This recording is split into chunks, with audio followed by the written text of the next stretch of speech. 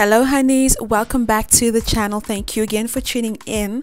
So we are starting off with a fresh head of hair that has been laid. You can check out my previous video on exactly how to lay that hair, and we'll be using the Mambo twist in the 24 inches in color number 1. So we're going to start off with the back of the hair, and the reason why we start specifically with the back of the hair is because we don't want to have too much hair in the back and then so little hair at the front. So we just want to space it out nicely.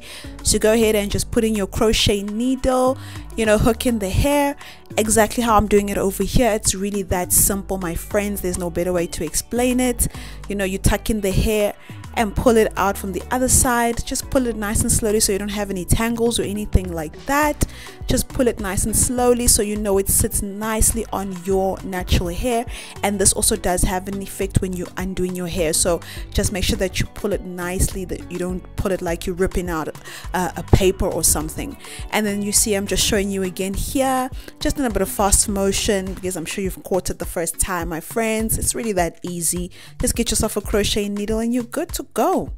So you see I just started off with the first line at the back, and now notice how I'm going to be planting this next piece of hair. It's not exactly directly on top of the first line, it's slightly above, because what we're trying to do is space out the hair evenly so we know how much hair we need at the back and at the front. And also you don't want a bulky head of hair on your head, so you want to space it out nicely, and then we'll come back later to fill in the gaps where needed.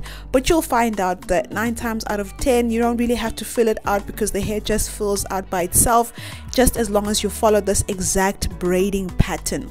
So here we go, we are at the front now. I didn't really plant that much at the back, as you can see. So you go ahead and put your needle. Please make sure that you put your needle facing down when you're hooking the hair, and make sure that when you do the same on the other side of the head that it faces down as well. The shape or the direction of the way you crochet your hair will affect the pattern of how your hair lays after it is done. So just watch out for that. I think that's pretty much it, and then the rest is pretty self-explanatory. You just go ahead and just plant the hairs right directly on those blocks that we mentioned earlier on the previous video. Those 3 blocks are made especially for those 3 pieces of hair, like I'm pointing to you here, right here.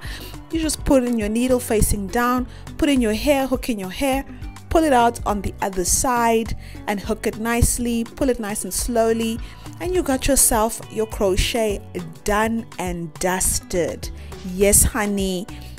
So you want to go ahead and do the same for the rest of the remaining lines, and you'll find that this process is so quick. I promise you. What will definitely take your time is the spacing of the lines, but otherwise this part of doing the hair will be so quick, so quick.